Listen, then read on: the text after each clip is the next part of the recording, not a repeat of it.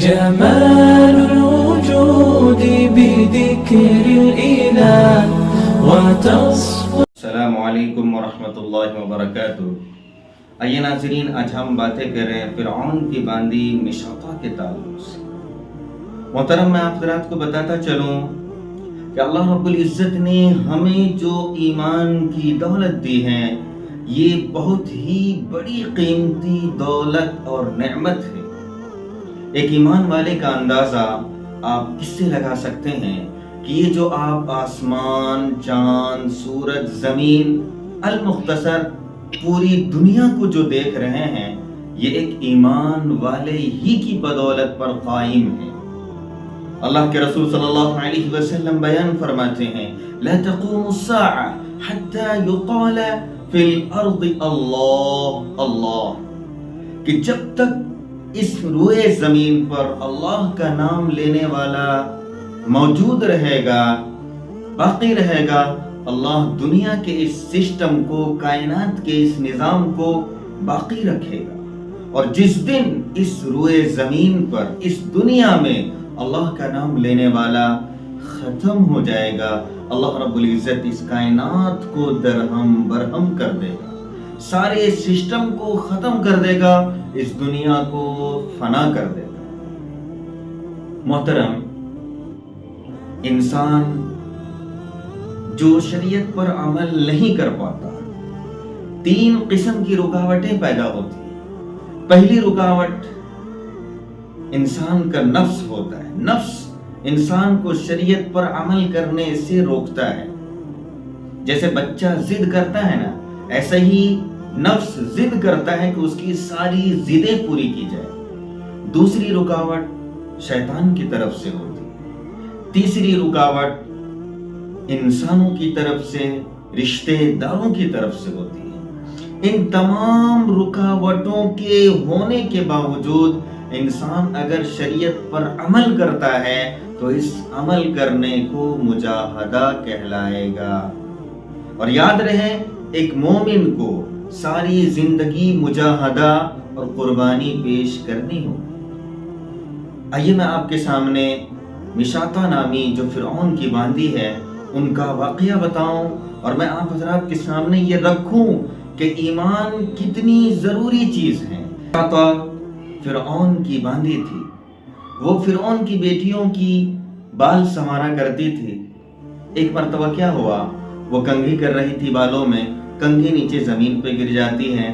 اب وہ کنگھی اٹھاتی ہے اور اللہ کا نام لیتی ہے، یعنی حضرت موسیٰ علیہ السلام کے پروردگار کا نام لیتی ہے. جب فرعون کی بیٹیوں نے موسیٰ کے پروردگار کا نام سنا تو بیٹیوں نے مشاطہ سے پوچھا کہ کیا تم میرے باپ کو معبود خدا نہیں مانتی ہو؟ مشاطہ نے کہا، ہرگز نہیں، میں تو موسیٰ کے رب پر ایمان رکھتی ہوں.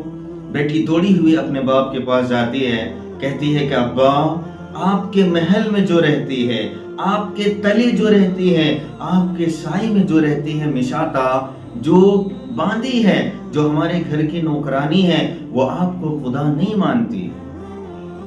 فرعون نے بیٹیوں سے کہا، اچھا تم لوگ گھر جاؤ، میں جب گھر آؤں گا اور دربار میں جاؤں گا تو میں اس سے پوچھوں گا. مشاطہ کو بلایا گیا، اس کو ڈرایا دھمکایا جاتا ہے کہ تو مجھے خدا مان، اگر تو مجھے خدا الہ نہیں مانتی ہے تو میں تجھے قتل کر دوں گا. مشاطہ کہتی ہے، جا، تجھے جو کرنا ہے کر لے، میں تجھے ہرگز خدا نہیں مانتی. فَاقْضِ مَا أَنْتَ قَاضٍ. اب فرعون نے مشاطہ کے اس جواب کو ایگو کا مسئلہ بنا لیا، انا کا مسئلہ بنا لیا.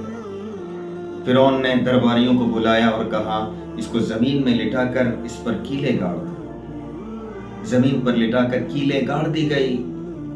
اب وہاں پہ وزیر تھا.